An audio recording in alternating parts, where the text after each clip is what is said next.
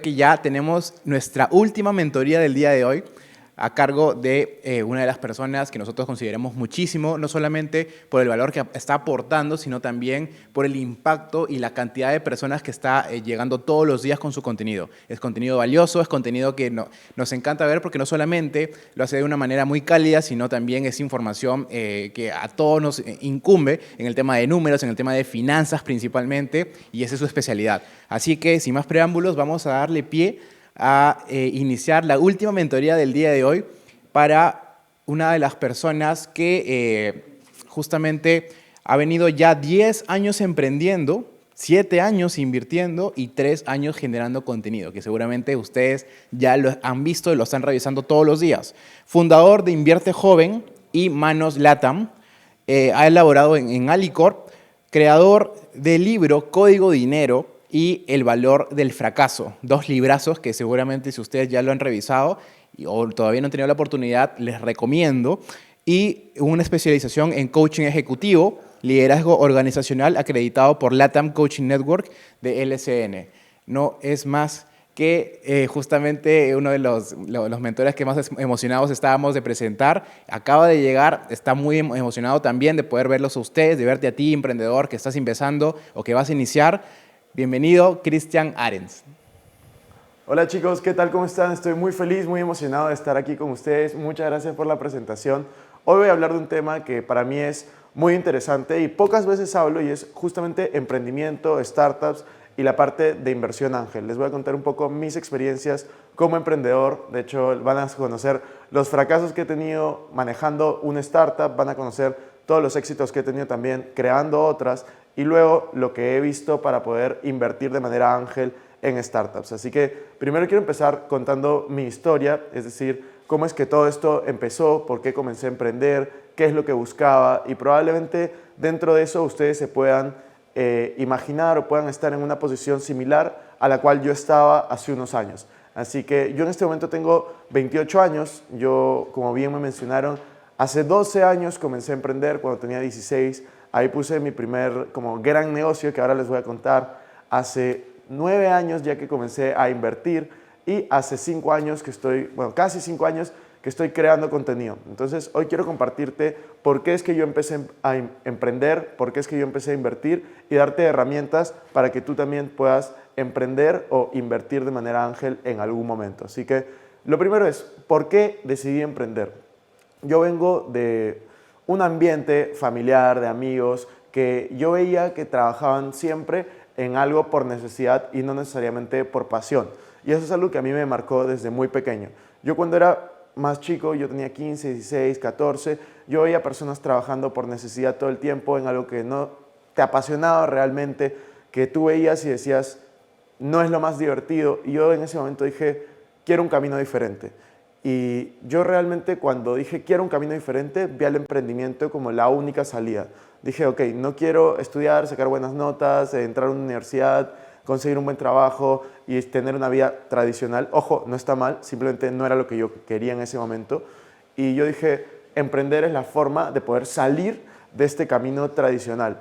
Entonces yo vi esta salida y dije, ok, vamos a emprender. Ahí comencé a comprar y vender accesorios, comencé a importar accesorios desde China y distribuirlo a través de redes sociales. Ese negocio fue súper bien, y cuando yo tenía ya 18 años me había comprado mi primer carro, había generado mis primeros ahorros, había generado excedentes que tal vez no había imaginado en ese momento, y luego de eso, algo que me di cuenta fue que yo seguía trabajando por dinero.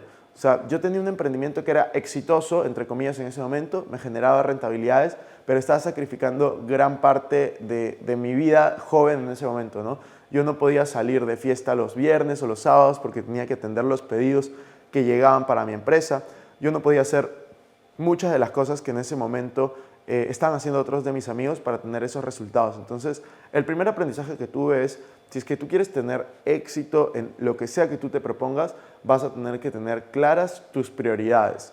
Tú tienes que ordenar las prioridades que tú tienes en tu vida y tienes que hacer sacrificios, porque si es que tú quieres tener los resultados que nadie en tu entorno tiene, pues tú vas a tener que hacer algo que es lo que nadie en tu entorno hace. Si es que todos están saliendo de fiesta, están distraídos cuando tienen 16, 17, 18, que también está bien, pues no hay ningún problema, pero si tú quieres tener resultados diferentes, pues tú vas a tener que hacer cosas diferentes. Y así fue que durante todo mi trayecto, acabando el colegio y toda la universidad, los 5 años, yo estuve emprendiendo y estudiando. Entonces, de hecho, esa fue una discusión constante con mis papás de no emprendas o enfócate en los estudios, saca buenas notas. Y al final lo que quedamos, y fue una negociación con ellos, fue que si es que yo reprobaba cualquier curso, yo lo iba a tener que pagar. Y yo estaba estudiando en una universidad que era bastante cara en ese momento en Lima, y yo dije, ok, lo voy a hacer. Y dentro de toda mi carrera, me acuerdo que reprobé un curso de Matemática 2, y en ese momento yo decía, ¿qué voy a hacer? Era demasiado dinero para pagar. De hecho, no estaba ganando eso al mes en ese momento, pero dije, ok, yo ya me comprometí, lo voy a hacer, y yo la pagué. Dije, nunca más voy a volver a reprobar un curso porque era caro. Y al ciclo siguiente reprobé Estadística 1, pero ese fue el último que reprobé. Solo reprobé esos 2 cursos en la universidad. Y realmente yo lo que hice fue cumplirlo con lo que había quedado, ¿no? De estudiar lo suficiente para aprobar la universidad y luego seguir emprendiendo y poder enfocarme lo más que podía en esos emprendimientos. Y así fue como aprendí otra cosa. Y aquí viene la segunda lección. Esta lección fue que no todos los negocios que haces van a funcionar. Yo tuve muchísima suerte porque el primer negocio serio que hice funcionó.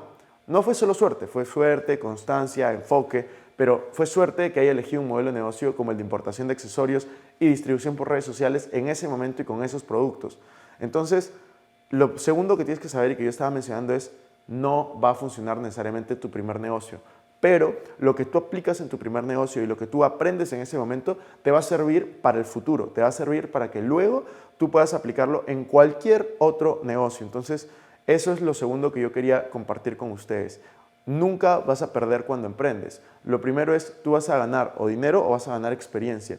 Lo único que tienes que tener en cuenta, y esta es una frase muy importante al momento de emprender, es si es que vas a fallar, falla barato, falla rápido y aprende mucho. O sea, no de nada te sirve invertir todo tu dinero y todo tu tiempo en un proyecto si es que es la primera vez que emprendes. Tienes que aprender a diversificar un poco el riesgo entre el tiempo que tú inviertes y el dinero que tú inviertes. Ojo que si tienes $100 y tienes un montón de tiempo, pues obviamente vas a tener que ir all in, invertir todo en eso, tanto tu tiempo y tu dinero.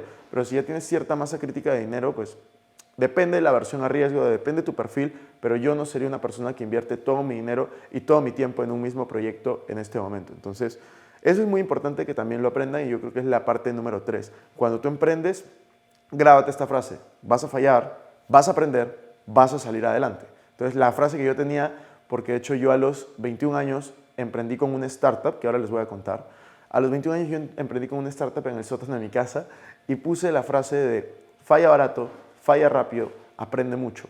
Entonces, eso se me quedó muy marcado en mi vida porque dije, yo puedo fracasar en lo que sea que haga, pero siempre tengo que sacar un aprendizaje. No, el problema no está en fracasar, el problema no está en equivocarte, el problema está en tropezarte con la misma piedra una y otra y otra y otra vez. Si es que tú estás caminando, pues vas a encontrar obstáculos en ese camino, igual que si tú estás emprendiendo, pero lo que tú tienes que hacer es justamente aprender. Y no hay problema si es que son aprendizajes distintos. Si es que tú te equivocas en cosas distintas, está bien, porque estás aprendiendo esto, aprendiendo lo otro, aprendiendo contabilidad, aprendiendo finanzas, aprendiendo marketing, aprendiendo de ventas, aprendiendo, no sé, de importaciones. Pero si tú toda la vida te equivocas en lo mismo, en lo mismo, en lo mismo, en lo mismo, pues no estás avanzando. Entonces, es muy importante eso. Aprende a perderle el miedo al fracaso. Y de hecho, de eso hablo bastante en mi último libro de El valor del fracaso, en donde yo creo firmemente en que el fracaso es la única forma de poder aprender algo, la única forma de poder ser tu mejor versión. Si es que tú no estás dispuesto a equivocarte, si es que tú no estás dispuesto a fracasar, pues no estás dispuesto a ser tu mejor versión. Y aquí viene una parte importante acerca del fracaso, y es, muchos de nosotros venimos de una educación tradicional, es decir, en el colegio, en la universidad, te premian por acertar, o sea, te premian por aprenderte de memoria algo, dar un examen, sacar 20 es tu premio, ¿no? Pero también te castigan por equivocarte. No te aprendes eso de memoria, no sabes hacer una operación matemática y ¿qué es lo que pasa? Automáticamente repruebas, te dan alguna reprimenda en casa o te dicen, oye, estudia más, haz esto, haz lo otro, y te sientes mal. Y la vida no es así. O sea, el sistema educativo no funciona para el mundo actual, por lo menos para los emprendedores, porque la vida no funciona de te equivocas, está mal, te sabes esto de memoria, estás bien. Así no funciona el mundo del emprendedor y es algo que nosotros tenemos que aprender. El mundo del emprendimiento es, no importa cuántas veces te equivocas, toda la gente se va a acordar de ti por una cosa que hagas muy bien. Entonces, lo que tú tienes que hacer es probar, probar, probar, aprender, aprender, aprender y luego sacar tu mejor versión para justamente poder tener los mejores resultados que tú necesitas en esa vida. Y yo te digo, yo estaba en la misma posición que tú. A mí en el colegio me pasó lo mismo. Sacaba una mala nota, me decían que estaba mal. Sacaba una buena nota, me decían que estaba bien. Así no funciona la vida y tenemos que cambiar ese paradigma de la educación. Equivocarte o fallar o fracasar no es el antónimo, o sea, no es lo contrario de estar bien o hacer lo correcto. El éxito, por ejemplo, la única forma de conseguir éxito, que tú tienes que definir qué es éxito, pero la única forma de conseguir el éxito en la vida es probando. Y si es que tú pruebas, y tú pruebas bastante, inevitablemente te vas a equivocar. Entonces, el fracaso es parte del camino al éxito, no es el antónimo. Para mí, el antónimo del fracaso es básicamente no hacer nada, no decir nada y no ser nadie. La única forma de no fracasar en esta vida es justamente no siendo nadie. Y les estaba contando todo este preámbulo porque quiero contarles mi historia como emprendedor y darles algunos aprendizajes y algunas técnicas que les puede servir al momento de llevar su startup o su negocio a otro nivel y también que me conozca un poco más como inversionista ángel. Yo cuando tenía 22 años, después de haber hecho estos negocios exitosos, de haber empezado a invertir, de hacer distintas cosas, me comenzó a ir fatal, muy mal. Había acabado la universidad y en vez de buscar un trabajo estable, como todos mis amigos, bien remunerado, decidí emprender. Y decidí hacer una startup que era una plataforma de servicios generales. Es decir, conectaba a gasfiteros, gente de limpieza, mil oficios, de lo que sea, con clientes, básicamente a través de redes sociales. La plataforma se llamaba Manos y luego acotamos la idea y eran solo servicios de limpieza. En ese momento intenté levantar capital. Yo estaba bien conectado y dije, ok, voy a levantar capital o intentar. Yo tenía 22, 23 años, era el CEO de la startup, que no facturaba casi nada, pero yo era el CEO, éramos un grupo de fundadores de 3 más, había uno que tenía 25, 26 años, todos los demás tenían 19, 18 años. Entonces queríamos levantar, me acuerdo, como $50,000 a una evaluación de $500,000 o de $1,000,000, no recuerdo bien. Y obviamente no conseguimos financiamiento. Me costó muchísimo conseguir financiamiento y yo decía, ¿por qué me cuesta tanto? Si es que Facebook levantó $500,000 con un PowerPoint básicamente, había muchas startups que lo hacían. Y ahí me di cuenta que había un gran problema. Le estoy hablando del 2016 más o menos. Ahí me di cuenta que había un gran problema y es el ecosistema de startups en Perú era muy malo. O sea, a ver, no voy a decir que mi startup era la mejor, ni de cerca. Y de hecho, sí entiendo por qué no levanté capital. Yo hoy en día, si viene alguien de 22 años con una idea que no factura mucho, también me costaría invertirle. Pero en ese momento me di cuenta de que había un problema porque a mí no era la única persona que me estaba costando levantar capital. Habían otras startups que a mí me parecían súper interesantes y que no estaban consiguiendo rondas de financiamiento tan fácil. Entonces, ahí yo dije, y esto es verdad, cuando a mí me pasó eso, yo dije, cuando tenga dinero, yo voy a invertir en startups porque realmente nadie lo estaba haciendo. Entonces, yo hace 2 años y medio invertí en mi primera startup. Yo comencé, le estoy hablando, yo tenía mi startup cuando tenía 22, 23 años, ahora tengo 28. Cuando yo tenía 25, 26, yo estaba invirtiendo en startups. Y esto fue justamente por como trauma o esta experiencia negativa que me sucedió cuando yo tenía 22, 23 con mi startup, que no levantamos capital, al final la terminé cerrando en pandemia, la cambié un poco de startup a negocio tradicional y luego ya lo cerré en pandemia, ¿no? Porque las señoras que hacían la limpieza, porque en su mayoría, bueno, todas eran señoras en realidad, se exponían mucho, entonces decidí cerrar el negocio el primer día que empezó la pandemia, ¿no? Y aparte el negocio no estaba siendo rentable para nada. Entonces, aquí hay un aprendizaje también. Antes de pasar a la parte de inversionista ángel y responder algunas preguntas que tengo apuntadas que quiero mencionar aquí es, algo que yo aprendí de mi startup, aparte de perseverar, aparte de cambiar el modelo de negocio, y ahora vamos a hablar en qué momento decidí cambiar el modelo de negocio, hay 2 cosas muy importantes que yo aprendí y es, número 1, tú tienes que tomar decisiones. En ese momento yo tenía 22 y había creado un directorio de personas entre 40 y 65 años y yo me dejaba guiar mucho por lo que esas personas me decían. Y que obviamente son personas súper inteligentes, que tenían más experiencia que yo, pero yo lo que estaba haciendo realmente en ese momento era intentar evadir la responsabilidad de tomar decisiones y dejar que ellos tomen decisiones por mí. Entonces, lo que yo sugiero es, si es que tú tienes una startup, si es que tú tienes un negocio, toma responsabilidad del negocio y tú eres el que tiene que tomar decisiones, tú eres el que tiene que asumir la responsabilidad. Si te equivocas, te equivocaste, no pasa nada, aprender y a seguir adelante, pero tú tienes que tomar decisiones. Y lo último que aprendí de esta experiencia con la startup fue, tienes que saber en qué momento decir que no, tienes que saber en qué momento decir, basta, este negocio no es rentable, no es para mí, vamos a pasar al siguiente, porque la cantidad de tiempo que yo le estaba dedicando a este negocio no hacía que sea rentable para mí. Yo no estaba sacando ni siquiera $200 en ese momento de esa startup para mí. Y yo decía, este modelo de negocio ya voy 3 años, no funciona, ¿cómo lo puedo mejorar? ¿Cómo lo puedo mejorar? Y así me la pasé 3 años. Hoy en día miro atrás y digo, wow, no puedo creer que haya invertido tanto tiempo y tanto esfuerzo en un modelo de negocio que no estaba funcionando. Entonces, para mí es importante saber en qué momento decir no o en qué momento decir voy a cambiar de modelo de negocio, y eso es algo que aprendí. Hoy en día, cuando veo que un negocio no funciona, simplemente lo cierro, paso al siguiente. Y lo mismo pasa con mis inversiones. Entonces, voy ahora sí a ir a la parte que había dicho de preguntas que yo tengo, y es la primera parte es, ¿en qué momento debería de expandir mi negocio?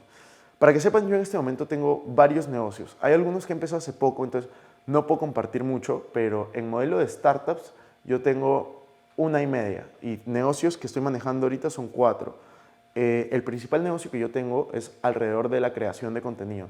Todo el contenido que yo creo, tengo varios negocios relacionados, que puede ser publicidad, marketing de afiliados, educación e ingresos que provienen muchas veces relacionados a estos temas. Y aquí yo soy la cara visible, pero al final yo no soy el único que trabaja ahí. Somos un equipo de 12 personas y trabajamos alrededor tanto de mi marca como de otra marca que tengo, que es la de Invertir Joven.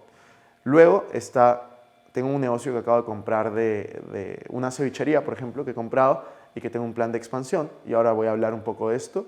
Después tengo un negocio de real estate, de bienes raíces, que estoy haciendo crecer, y he abierto un negocio en Estados Unidos que también estoy recién empezando. De ese no puedo comentar mucho, pero está relacionado a las inversiones y a las finanzas. Así que próximamente voy a hablar más de esto. Pero lo que yo he aprendido en mi experiencia llevando estos negocios, y aparte ya he invertido en 10 startups hasta ahora, lo que yo he aprendido acerca de la expansión es en qué momento un negocio debería de expandirse.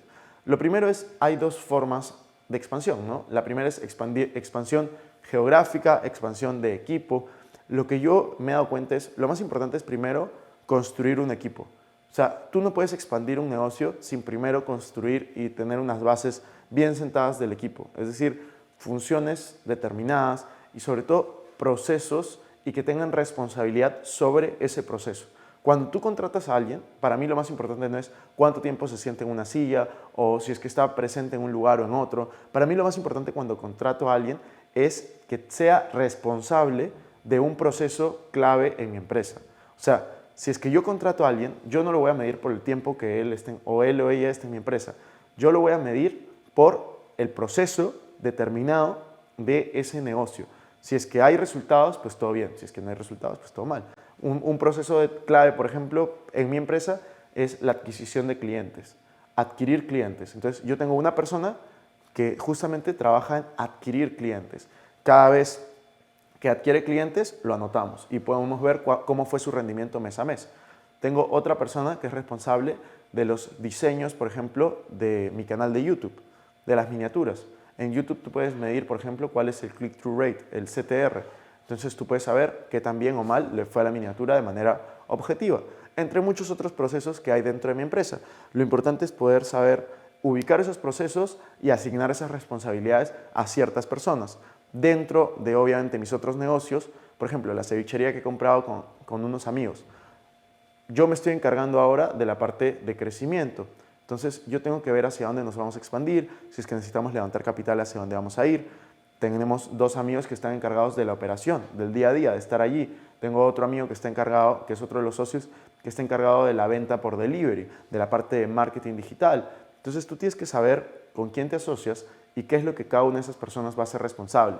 A mí lo que no me gusta de los negocios es cuando tú empiezas un negocio y dices, todos hay que hacer de todo. Sí, es verdad, todos pueden hacer de todo, todos pueden aportar en todo, pero tiene que haber siempre responsabilidad.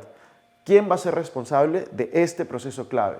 Y obviamente para poder poner responsables para procesos claves, tienes que saber cuáles son los procesos clave en tu organización, cuáles son los procesos clave dentro de tu empresa. Intenta estructurarlo en 2, 3, 4 macroprocesos y dentro de estos macroprocesos tú vas a hacer los procesos más pequeños. Entonces tienes que asignar esas responsabilidades. Y si te queda un macroproceso importante sin alguien responsable, tu empresa está cojeando. Entonces es muy importante que tú determines esto al momento de expandir en cuanto a equipo.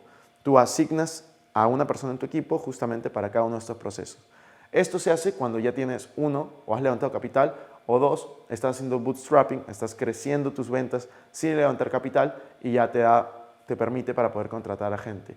¿Cuándo contratar gente? Desde mi punto de vista, yo contrato gente cada vez que creo que puedo delegar algo y lo puede hacer mejor que yo. Yo no me creo el mejor emprendedor, ni el mejor inversionista, ni el mejor creando contenido, ni el mejor en marketing. Entonces, cada vez que yo veo que alguien puede hacer algo mejor que yo y me cuesta menos de lo que me cuesta mi hora, pues lo contrato. Es así de simple. ¿Y cómo sabes cuánto te cuesta la hora? Pues básicamente fíjate cuáles son tus ingresos netos por mes, cuántas horas trabajas y eso es lo que cuesta una hora tuya. Entonces, cada vez que yo veo que alguien puede ser más productivo que yo, es decir, le voy a pagar menos que lo que yo gano por hora y va a poder hacer las cosas mejor que yo, pues lo contrato. Es así de simple. Yo creo que así se debería de manejar cualquier negocio en el cual tú estás. Después, la parte de expansión, por ejemplo, geográfica. La cevichería, ¿en qué momento vas a abrir un segundo local? O, por ejemplo, el canal de YouTube, ¿en qué momento voy a abrir otro canal de YouTube? O ¿en qué momento voy a intentar expandir mi libro a, no sé, a Colombia o a otros países? Pues yo lo que busco es, primero tienes que tener las metas claras. Si es que tu meta no es expandirlo, no tienes por qué expandirlo. Si es que tu meta es expandirte, pues tienes que ver cuál es el mejor momento para hacerlo. En cuanto a negocios, a mí me gusta que por lo menos mis negocios tengan 6 meses ya de rentabilidad probada o de una tracción probada respecto a las ventas que yo estoy proyectando, a las ventas o a los objetivos que yo me haya planteado en ese momento. Entonces, después de estos 6 meses ya comienzo a ver cómo es que puedo expandirlo. En el caso, por ejemplo, de mi libro, desde el inicio yo esperé tener la venta de los primeros 5,000 libros para poder expandirlo a otros países. Y me di cuenta que no fue tan fácil, entonces comencé a expandir cada vez más rápido, intentar hacerlo, porque me di cuenta que era algo difícil. En el segundo caso, por ejemplo, la cevichería, yo lo que me he propuesto es, después de 6 meses de hacerla rentable, porque en este momento está perdiendo dinero, pues voy a comenzar a justamente ver de expandirla a otros mercados. En este momento que yo estoy viviendo, por ejemplo, fuera, yo estoy viviendo entre Miami y Madrid, pero vengo bastante a Lima, algo que yo estoy haciendo es todos los negocios a los cuales yo entro, invierto, siquiera considero invertir o poner un poco de mi tiempo, absolutamente todos los negocios, yo veo automáticamente hacia dónde los voy a llevar. Porque me he dado cuenta que el mercado peruano es un mercado muy pequeño, es un mercado de 30 millones de personas, pero con un hábito de consumo bastante bajo. O sea, el sueldo mínimo en Perú en dólares está alrededor de $260, mientras que el sueldo promedio en otras partes de Estados Unidos en ciertos zip codes, o sea, en ciertas como comunidades pequeñas en Estados Unidos, tienes ingresos promedio de más de $8,000. Entonces, hay una oportunidad gigante para poder conquistar ciertas partes. En España, el ingreso promedio va arriba de los $1,000, mientras que en Perú estamos en 250. Entonces, automáticamente en mi mente le he programado para que cada vez que yo haga un negocio, vea cómo es que lo puedo llevar a Miami, a Madrid, a México o a otras localidades que yo considere que sean interesantes. Entonces, eso es básicamente cómo es que yo planteo la expansión de mis negocios. Después, cómo saber en qué momento pivotear a otro negocio. Esta parte es bien importante. A mí me pasó en mi startup en Manos, que yo comencé como una plataforma de servicios generales, en donde básicamente yo atendía cualquier servicio, desde una persona que haga manicure, pedicure, hasta una persona que haga gafitería, hasta una persona que haga limpieza, hasta una persona que pasee perros. Queríamos ofrecer todo, queríamos ser el Amazon de los servicios en Perú, básicamente. Y me di cuenta de que no teníamos capacidad para poder medir lo que estábamos haciendo. Después de unos meses decidimos pivotear y acotamos el modelo de negocio. Ya no ofrecíamos tanta categoría, sino solo servicios a casa. Y luego de unos años, después de un año, nos dimos cuenta que no era tan rentable tener tantos servicios. Entonces íbamos a hacer solo servicios de limpieza y nos acotamos lo más posible. ¿Cómo es que llegamos al momento de tomar esa decisión y pivotear? pues comenzamos a ver qué es lo que está funcionando fuera y qué es lo que tendríamos que invertir para que esto funcione. Porque muchas veces creemos que podemos hacer todo y al final yo creo que cuando tú recién empiezas es importante enfocarte en un nicho, en un producto, en un servicio, en un segmento y en base a eso que tú te estás enfocando, pues comenzar a tener resultados ahí para luego expandir al siguiente y al siguiente y al siguiente y al siguiente. Otra cosa importante que aprendí al momento de poder pivotear mi negocio es que existen dos formas de crear negocios en el mundo. Para mí existen dos formas y esto yo lo he hecho de las dos maneras. Y quiero que te grabes esto, realmente es bien importante. ¿Cuáles son las dos formas de poder crear un negocio? La primera, creas un producto o servicio y luego buscas quién lo va a consumir. Esta es la forma como el 95% de empresas interactúa. Creas un producto o servicio y luego ves quién te lo va a comprar y cómo te lo va a comprar. Pero existe una forma novedosa de hacer negocios y que es lo que yo comencé a hacer los últimos años. Y es, creas una comunidad, primero creas una audiencia, creas una comunidad y luego esa audiencia, esa comunidad te va a decir qué productos o servicios quiere y se los vas a crear y vender. Entonces, ojo, acá está cambiando la cosa. Antes era, creas un producto o servicio y luego lo vendes, ves a quién vendérselo. Ahora, tú puedes crear una audiencia, ver qué es lo que necesita y luego lo creas, ese producto o servicio. Eso fue lo que yo comencé a hacer. Entonces, yo tengo los dos modelos de negocio. Yo te puedo decir, a mí el modelo de negocio que más me gusta es el de primero crear una comunidad y luego responder a las necesidades, lo que ellos te piden, porque tú tienes que escuchar lo que ellos necesitan y se lo vendes, porque es mucho más fácil. En vez de ir a cazar clientes, buscar clientes, esos clientes ya los tienes porque es tu comunidad y luego lo que tienes que hacer es ver cómo monetizarlo, qué es lo que necesitan, lo creas y cobras por eso. Mientras que en el otro lado es básicamente tú tienes que crear el producto o servicio y luego ver si es que puedes encontrar compradores para ese producto o servicio. Entonces, es muy importante siempre que escuchen a los clientes que tienen, que creen una comunidad. Y aquí viene un tema que también es relevante y es la parte de content marketing, que es creación de contenido como marketing. Si es que tú eres un emprendedor, tú deberías de comenzar a crear contenido, 100%, porque es la forma de estar cerca de tu comunidad y poder escuchar sus necesidades. A mí las startups, y yo les puedo decir, todos los CEOs de startups son creadores de contenido en LinkedIn, por ejemplo. Todos. O sea, todas las startups exitosas vean al CEO y van a ver que publica en LinkedIn y tiene bastantes interacciones. Absolutamente todos. De hecho, yo tengo un amigo que se llama Enzo Cavalier, que tiene un podcast que es Startupeable, donde justamente entrevista a los CEOs de varias startups con mucho éxito. CEOs o gente relacionada. Y a mí me parece increíble lo que hace, porque yo creo que todos los que tienen una startup deberían de ir a entrevistas, publicar contenido. O sea, hoy en día el rol de CEO de una startup es mucho de mostrar esa startup, mostrar cercanía, saber que te pueden contactar, saber que hay alguien que sea responsable si es que pasa algo con ese negocio.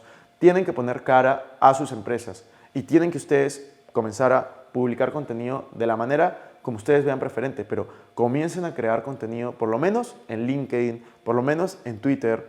Si ya después quieres ir un siguiente paso, sacar un podcast, sacar una cuenta de TikTok, una cuenta de Instagram, una cuenta de Facebook, el valor de la creación de contenido y la cercanía que tú puedes generar con tus clientes es única. Si tú, por ejemplo, tienes, bueno, hoy estoy con el ejemplo de cevicherías, ¿no? Tienes dos cevicherías. Tienes una cevichería que se ve bonita, todo, y otra que también se ve bonita, pero tú conoces que el CEO o el dueño de una de las cevicherías está creando contenido.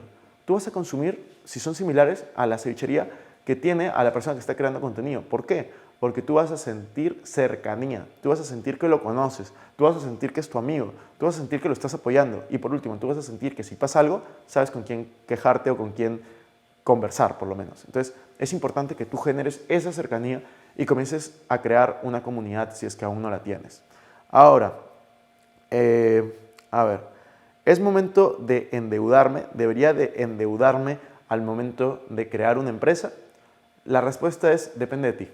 Conozco gente que se ha endeudado creando una empresa y le dio muy bien y conozco también gente que se ha endeudado a crear una empresa y le dio muy mal. Yo personalmente prefiero no endeudarme. Yo prefiero no asumir doble riesgo. Emprender ya es un riesgo. Emprender con dinero prestado es mucho más riesgoso aún. Otra cosa es emprender con dinero de inversionistas, porque ese no es un préstamo, esa es una inversión en tu empresa.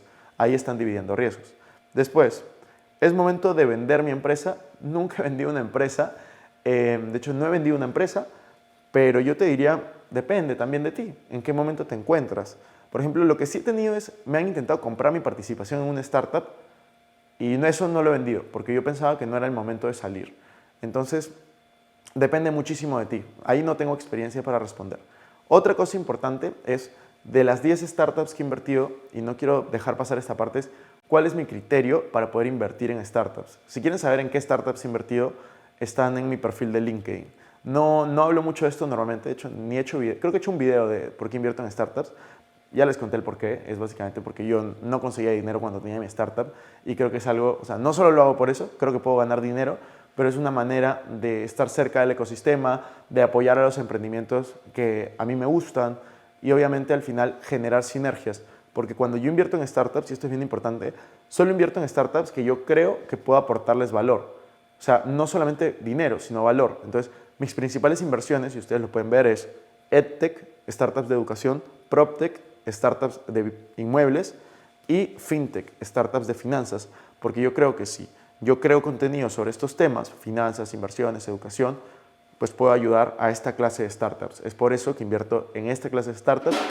Y por ahí he tenido un par de startups que son de otros temas, que es básicamente, tengo un par de comida, pero es porque me llamó muchísimo la atención. Y ahí los ayudé, por ejemplo, entrando de director en un directorio como asesor para el crecimiento justamente a través de la creación de contenido. Entonces tú puedes tener crecimiento exponencial de tu startup a través de la creación de contenido. Y eso es algo que sé hacer muy bien. Entonces comencé a hacer eso con las startups que podía. Yo intentaba entrar no solamente con dinero, sino también con tiempo para poder estar en ese directorio y ayudar a la startup a ir a un siguiente nivel. Después, ¿cómo sacar el jugo al trabajo remoto y cómo aumentar la productividad de mi equipo? Yo creo que las dos preguntas están relacionadas. Número uno, para la productividad, yo creo que lo más importante es que tú puedas poner responsables para cada proceso clave de tu organización, como lo venía mencionando. Y después, para el tema de trabajo remoto, yo soy un fiel creyente de la libertad, de que estamos en libre mercado. Entonces, hay trabajos que necesariamente necesitas una oficina, pero en mi caso, todo mi equipo está de manera remota y eso me permite tener personas que están, y literalmente tengo personas que viven en Arequipa, en Chiclayo, en Lima, en Cajamarca, en México, en Colombia, en Argentina. Entonces, es un mercado súper competitivo. ¿Por qué haces eso, Cristian? Porque simplemente conseguí las mejores personas para los puestos que yo buscaba en esos lugares. Y si el trabajo es 100% remoto, me permite hacerlo de esa manera. Y es algo que yo estoy agradecido. No solamente porque me ahorro el espacio de oficina, sino porque ¿qué significa que tu equipo pueda estar de manera remota? Significa que yo también puedo estar de manera remota. Entonces, eso es lo que yo busco, tener libertad y contratar a los mejores y que obviamente se sientan bien. El otro día, justamente la jefa de mi equipo se fue de viaje a Buenos Aires una semana, después la otra semana estaba en Colombia y era increíble porque yo decía, qué increíble que pueda trabajar desde allí y que todo esté bien, porque si ella está feliz, ¿qué creen si es que sus trabajadores, si sus colaboradores, si sus socios están felices? ¿Qué creen que va a pasar con sus clientes? Los van a cuidar más y los van a atender mejor, porque si tú estás feliz, es más fácil que contagies esa felicidad y esa calidad de servicio. Entonces, para mí la productividad va muy de la mano con cómo se siente tu equipo y qué también estás trabajando con ellos. Por ejemplo, la jefa de mi equipo, ¿cuál creen que es la función que a mí más me interesa de la jefa de mi equipo? Y en este caso, si es que yo fuera el jefe de mi equipo, que no lo soy, ¿cuál creen que sería la función que más me importa? La función que más me importa es que las personas en mi equipo se sientan bien, se sientan cómodas, que estén felices, que estén contentos, que no les falte nada, que si es su cumpleaños, que todos lo saluden y que le mandemos un regalo, que si es Navidad, pues que les llegue una canasta o algo, un saludo, algo, pero que sepan que vamos a estar ahí para ellos. Porque si es que ellos saben que nosotros vamos a estar ahí para ellos, cuando ellos nos necesitan o cuando ellos están pasando por algo importante, pues yo estoy seguro que ellos van a estar ahí para mí cuando yo los necesite y esté pasando algo importante. Entonces, si es que tú tienes esa libertad y es mi forma de trabajo, yo intento darles la mayor libertad para lo que ellos necesitan y quieren, pero también exijo cuando, por ejemplo, tengo un momento importante, como este año que hicimos un evento presencial para 300 personas en 7 días, todo mi equipo estaba trabajando 24/7. Pero, o sea, no fue porque yo quería que trabajen 24/7, fue porque lo necesitábamos. Y todos estaban ahí involucrados. Así como pueden tener días que probablemente trabajen menos tiempo. Porque como yo les decía, para mí la productividad no es estar sentado en una silla 10 horas, 8 horas. Para mí la productividad es ser responsable de un proceso clave y asumir los resultados de ese mismo. Entonces, si es que tú vas a asumir esos resultados, pues de ahí haz lo que tengas que hacer con tu tiempo. Y ya para ir cerrando con un par de preguntas más y luego ya pasar a la ronda de preguntas en vivo es cómo empezar mis mañanas, cómo mantener un nivel alto de energía y bueno, los horarios de oficina ya lo mencioné, pero cómo empezar mis mañanas, esto yo creo que es un gran mito, o sea, desde mi punto de vista es un gran mito. O sea, a mí me dicen, Cristian, cuéntanos tu rutina de la mañana. Yo les digo, eso a mí me da muy igual, o sea, como yo soy una persona de madrugadas, o sea, a mí, hay un libro que es algo de las 5 a.m., El Club de las 5 a.m. de Robin Sharma. Ya, yo no lo he leído, me da miedo ese libro. O sea, me da miedo porque por ahí me gusta y así no es mi horario. O sea, yo en un día normal me voy a dormir entre las 2 y 3 de la mañana. Entonces, como mínimo. Entonces, obviamente no me puedo despertar a las 5 de la mañana. Me dicen, Cristian, ¿cuántas horas duermes? Duermo 7, 8 horas por lo menos. Entonces, si me voy a dormir a las 2, 3 de la mañana, saquen su cálculo a qué hora me despierto. Me despierto a 9, 10 de la mañana. Entonces, ¿por qué hago eso? Porque yo me siento más productivo en la noche. Y eso es parte de la libertad que les comentaba. Yo creo firmemente en la libertad. Y yo, por ejemplo, me siento cómodo de esa manera. Y yo siento que soy más productivo. Entonces, intento hacer las cosas. ¿Cómo son mis rutinas por las mañanas? Normalmente cambian bastante, pero idealmente no trabajo en la mañana. O sea, hasta la 1 p.m. intento no trabajar. Intento hacer cosas más recreativas, como caminar, hacer deporte, leer, cosas que no involucren un pensamiento crítico de mi parte. Y yo después de almorzar comienzo ya a trabajar y me quedo hasta que termine. Que eso puede ser un día a las 5, 6, 7 de la tarde o puede ser un día a las 2, 3 de la mañana.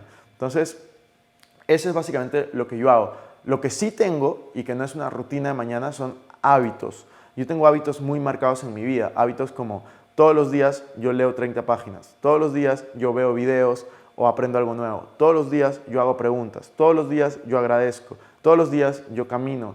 Y puede sonar tonto, pero estoy medio obsesionado con caminar 10.000 pasos por día. Todos los días yo intento alimentarme bien, comiendo algo de fruta, comiendo algo de verdura, fibra, etc.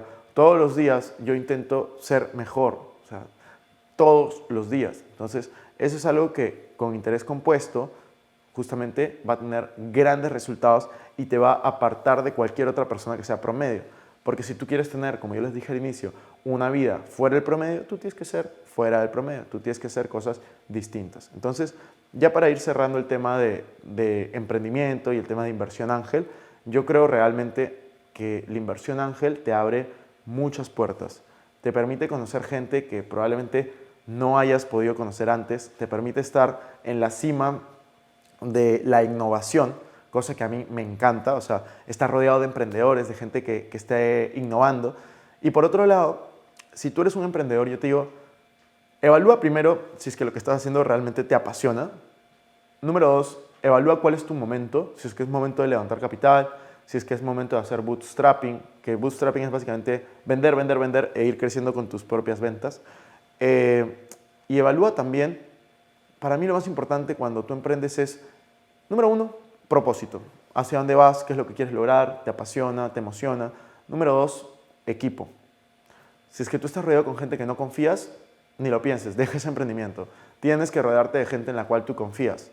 O sea, y eso es extremadamente importante, el equipo, cómo se conocen, cuánto tiempo se conocen, les apasiona a todos la idea, están realmente solo porque quieren venderlo en 1 año, 2 años, o tienen algún propósito más allá de eso. Porque al final el dinero no tiende a no ser una motivación suficiente. Y por último está el tema de qué es lo que quieres lograr en tu vida, hacia dónde quieres ir, quién quieres ser. Entonces, muchas veces yo he conocido emprendedores que fracasan, fracasan, fracasan, fracasan, fracasan, hasta que les va bien. Y en mis últimos 12 años de experiencia como emprendedor, yo te puedo decir que el 95% de amigos que han emprendido han fracasado, pero todos los que han persistido en los últimos 12 años, yo te hablo cuando yo tenía 16, 17, 18, que comencé a ver muchos emprendedores, habían varios de los cuales, incluido a mí, yo tengo amigos que se burlaban de mí por comprar y vender cosas, yo me he burlado de otros amigos que hacían otras cosas que me parecen chistosas en ese momento.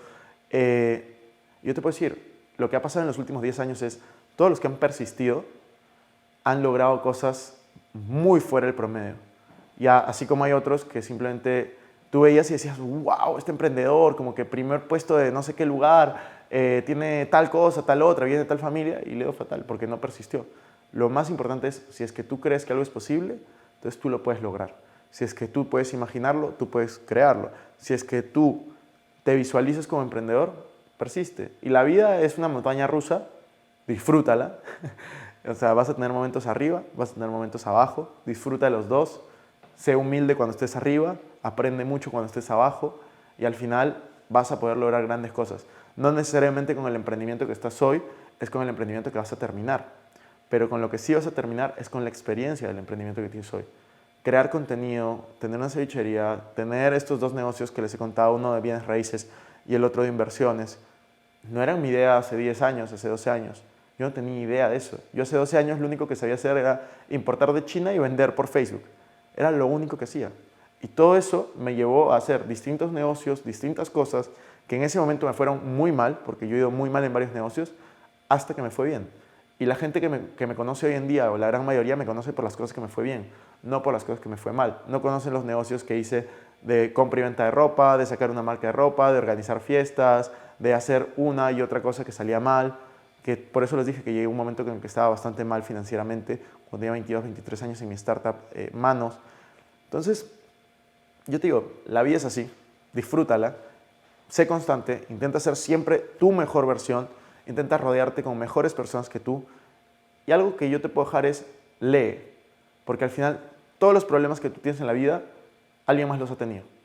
Entonces, la única forma de aprender en esta vida, aparte de fracasar, es aprender de los fracasos de otra persona. Entonces, una persona inteligente es la que aprende sus errores. Yo espero que ustedes sean inteligentes. Pero una persona sabia es la que aprende de los errores de los demás. Entonces, lee, escucha podcasts, mira videos, estate en conferencias como esta, porque esas son las que van a llevar tu mentalidad a un siguiente nivel y tú vas a poder tener resultados que tal vez a otras personas les tomó 10, 20 años en aprender, los puedes aprender hoy, pero lo puedes aprender a través de justamente la lectura, los podcasts, los videos, las conferencias, etc. Así que invierte en ti. Y nada, eso es, y ahora sí vamos con las preguntas, ¿no? Buenísimo, Cristian, excelente. Hay unas preguntas bien chéveres, hay una un poquito larga, voy a tratar de explicarla según lo que he entendido. Más o menos habla acerca de emprendedores que cuando inician son 1000 oficios, es decir, tienen que aprender a ser el mismo financiero, el contador, el que hace el marketing, el que va a poner la cara. Hay otros que prefieren contratar, siendo recién su inicio, a personas que se encarguen para eso. Y hay otros que dicen, ¿sabes qué? ¿Por qué no contrato, sino los voy a volver mis socios? O como que socios estratégicos con una participación. De esos tres, ¿cuál te gusta, cuál no te gusta o qué opinas de ello? Yo creo que he hecho de los tres y realmente con la que yo me siento más cómodo en este momento de mi vida es contratando a la gente. O sea, yo prefiero contratar, si es que yo tengo el dinero, prefiero contratar a la gente antes de asociar. Los mejores negocios que yo he tenido han sido cuando yo he contratado personas, porque al final yo creo que es lo que decía, ¿no? De asumir la responsabilidad de cada proceso. Entonces, hay muchas veces que las personas no asumen responsabilidad sobre un proceso y es importante que la única forma que yo asocie, que lo he hecho ahora en un negocio, la única forma que yo asocie a alguien es si es que le voy a dar la responsabilidad total de un macro, o sea, de un macro proceso importante y que yo quiero que esa persona tenga acciones para que tengamos intereses alineados, porque sé que es un trabajo que no va a demandar de 9 a 5, ¿no? O sea, no va a ser un horario regular, sino va a tener que ser un horario extendido y con sacrificios. Entonces, lo único que yo hago es le doy acciones porque sé que esa persona va a estar motivada a llegar al mismo objetivo que yo. Entonces, pero ahora, por ejemplo, cuando yo doy acciones de mis empresas, yo no doy solamente, oye, ya te voy a asociar y suerte, ¿no? Como ahora vamos a trabajar. No, lo que yo hago es, le doy una minoría de acciones y le pongo un sueldo. Entonces, le pongo un sueldo bajo, pero tiene un paquete de acciones grande. Entonces, esa persona está motivada para que pueda tener resultados. Y, por ejemplo, en la cevichería yo no compré el 100%, yo compré 60%, porque quería que los socios sigan operando el negocio. Solo que yo quería, con mi amigo, tener el control para poder tomar decisiones que creo que van a llevar el negocio a un siguiente nivel. Entonces, como te decía, yo he estado en las tres y creo que cada negocio es muy particular y cuando tú no tienes capital tienes menos opciones, porque cuando tú no tienes capital, que también me pasó, básicamente tienes o que levantar capital, que es ese difícil si es que eres muy joven y si es que no tienes nada, o la otra, asociar a personas. Entonces, cuando tú asocias a personas, lo único que les puedo decir es, fíjense bien a quién asociar, no asocien a alguien que no conozcan, y si es que van a asociar a alguien que no conocen, utilicen contratos que se llaman vesting, es decir, no le das las acciones apenas entra, sino le vas dando las acciones poco a poco. Lo normal en el mundo de startups es dar un vesting de 3 a 4 años por lo menos con one year cliff. O sea, ¿qué significa one year cliff? Significa que le vas a dar, si le vas a dar 20% de la empresa, le vas a dar en 4 años, pues le vas a dar 5, 5, 5, 5. ¿Qué pasa si se va el primer año? Pues ahí justamente hay un contrato, dentro del contrato debería haber un cliff de un año, que es si tú te vas en el primer año, no te llevas nada de acciones de la empresa. Si tú te vas en el segundo año ya recibes lo de los 2 primeros, ¿no? 10% y así. Pero tú siempre deberías a todos tus socios ponerle un contrato de vesting con one year cliff, dependiendo de lo que negocien, ¿no? Bueno, eso, en la parte legal me están consultando que a quién acudo cuando tengo estas consultas de temas de porcentajes, tanto del vesting o conceptos que yo como emprendedor aún no conozco y probablemente un abogado me pueda ayudar. ¿A quién acudo? La verdad es que no estoy seguro qué abogado recomendar en Perú. No me acuerdo. O sea, yo sí he tenido abogados aquí, pero hace tiempo que ya no utilizo abogados aquí de startups. Pero creo que hay una agencia legal solamente para startups, o sea, que se especializa en eso, pero no estoy seguro del nombre, así que queda como tarea averiguarlo. Sé que existe, pero no me acuerdo. Y hoy en día, cuando, por ejemplo, yo invierto en startups, se ha vuelto un estándar invertir con el SAFE, que es un contrato, un SAFE de Y Combinator. O sea, Y Combinator es la aceleradora de startups más grande del mundo, la más reconocida, la que sacó Airbnb y otras empresas súper reconocidas. Y ellos tienen modelos de contratos libres. Entonces yo, por ejemplo, cuando invierto, me paso, el 99% de mis inversiones son a través de este Safe de Y Combinator, que es totalmente gratis, lo descargas, cambias los nombres y lo firmas, ¿no? Y eso es bastante simple. Buenísimo. Acá también me están preguntando acerca del tema de Colombia, considerando de que, bueno, tiene el unicornio que es Rappi y que al final tiene un ecosistema mucho más avanzado que de repente el de Perú. La pregunta es, ¿qué es lo que deberíamos estar viendo del emprendedor colombiano que acá aún no estamos analizando? Yo creo que esa es una excelente pregunta. ¿Qué tiene Colombia que no tiene Perú en cuanto a startups? Yo creo que a Perú lo único que le falta es tiempo. Yo creo firmemente que lo que nos falta es tiempo. O sea, lo que está pasando en Colombia en los últimos 2 años es lo que pasó en Estados Unidos hace 22 años. ¿Qué es lo que pasa? ¿Cómo crece un ecosistema de startups? Hay algo, y les recomiendo que lean sobre esto, que se llama PayPal Mafia, la mafia de PayPal. ¿Qué es lo que pasó en Estados Unidos en el año 2000-2001? Que los que fundaron PayPal vendieron PayPal. En ese momento, no me acuerdo qué empresa la vendieron, pero la vendieron como por 1.5, 2.5 mil millones de dólares. Entonces, no de la noche a la mañana, pero sí, 20 emprendedores comenzaron a tener patrimonios de arriba de 5 millones, 10 millones, 20 millones de dólares, ex trabajadores, o sea, ahí estaba Elon Musk, ahí estaba Peter Thiel, que Peter Thiel es el primer inversionista de Facebook, ahí estaban los fundadores de Google, ahí estaban los fundadores de como 20 empresas. ¿Por qué le dicen PayPal Mafia? Porque de ahí salieron básicamente casi todas las startups tecnológicas que existen hoy en Estados Unidos. ¿Y qué es lo que está pasando en Colombia? Algo parecido.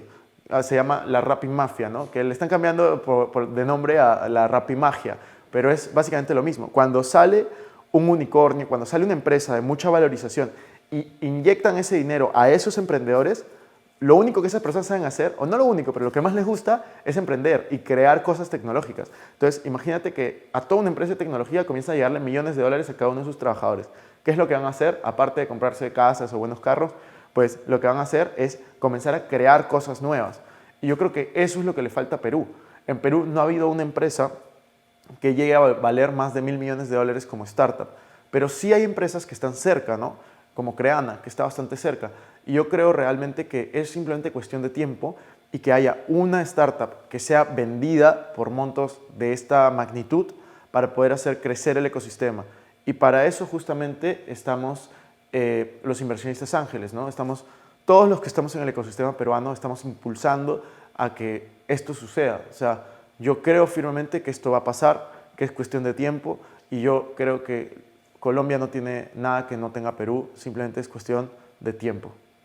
Genial. Y acá enlazamos con la siguiente pregunta, que es justamente con el tema Perú.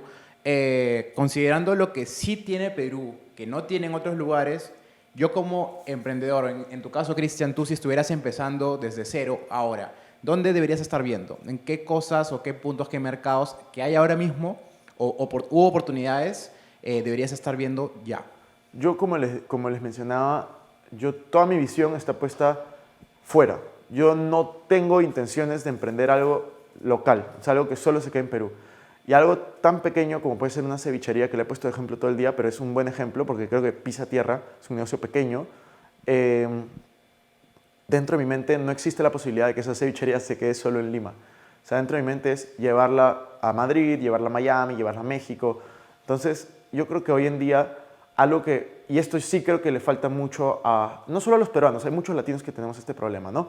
Pero pensamos muy local. Es como, quiero poner mi negocio y ser el mejor en Perú, quiero poner mi negocio y ser el mejor en mi barrio, quiero poner esto y ser el mejor acá. Yo creo firmemente que debemos de pensar en ser los mejores en el mercado, por ejemplo, latinoamericano, ser los mejores en el mercado hispanohablantes. Yo personalmente, como creador de contenido, como escritor, como conferencista, yo estoy enfocando todos mis esfuerzos en internacionalizarme. O sea, en poder dar conferencias no solo en Perú, sino dar conferencias en Guatemala, en México, en Estados Unidos, para los latinos allá, en España. Y son cosas que pocas personas están haciendo en este momento. Y yo considero firmemente que, ¿por qué puede haber conferencistas internacionales colombianos? ¿Por qué puede haber conferencistas internacionales mexicanos? ¿Por qué no pueden haber peruanos? Y lo mismo pasa para todos los negocios. O sea, yo invito a que todos sueñen en grande y piensen en grande y actúen en grande y tengan estrategias en grande, porque al final el mercado peruano, como ya les dije, es muy pequeño y sirve para experimentar, sirve para probar, pero yo sí creo que apenas tengas ciertos resultados, tengas procesos mapeados y tengas un equipo, deberías de pensar en ir a mercados más grandes como es el mexicano, como es el estadounidense, como puede ser Colombia, España, entre otros. Genial. Vamos con una última, más que consulta, sería un último mensaje, Cristian, considerando también de que en la lista de los registrados del Mentor Perú 2022 hemos encontrado de todo un poco. Hemos encontrado emprendedores que ya tienen años, ya habiendo vendido incluso un emprendimiento o una empresa, siendo partícipes de un emprendimiento que recién inicia, todavía no empezando, pero ya con mucha intención de comenzar. Personas profesionales que ya llevan 20, 30 años de carrera, recién comenzando a ver la posibilidad de comenzar un emprendimiento o iniciar un emprendimiento. Así que tenemos bastantes perfiles diferentes. Y de todo eso, ¿qué mensaje crees que sería el ideal para poder dejarles, considerando que son de tantas variadas fuentes, ¿no? Las personas que llegan aquí? Yo creo que el mensaje que me gustaría que todos se lleven es: hay que perder el miedo al fracaso, hay que intentar cosas nuevas. La única forma de aprender es probando. Al final, la vida es súper corta, tienes que vivirla bajo tus propias reglas, definir qué es éxito para ti, definir qué es felicidad para ti, definir qué quieres hacer con tu vida, y lo que respondas está bien, es tu vida. Entonces, aprovéchala, y a mí me gusta siempre decir: vive cada día como si fuera el último, eventualmente vas a estar en lo cierto, y sueña como si fueras a vivir para siempre.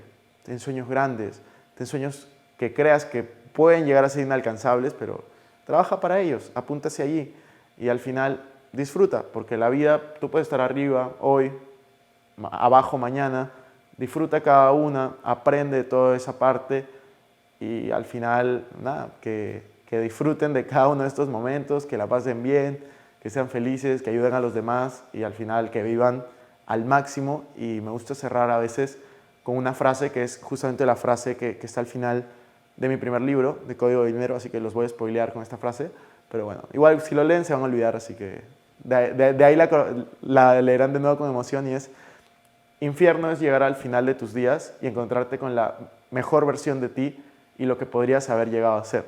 Entonces los invito a que sean su mejor versión, a que comiencen a trabajar en ustedes y justamente logren lo que se propongan. Gracias. Genial. ¿Dónde y cómo te encontramos, Cristian? Y también, ¿dónde encontramos los libros? Bueno, a mí me pueden encontrar como Cristian Arens en todas las redes sociales, excepto en Spotify, que estoy como Invertir Joven en el podcast, y mis libros, que es Código de Dinero y el Valor del Fracaso, los pueden encontrar en todas las librerías de Perú, y si están fuera de Perú, en Amazon.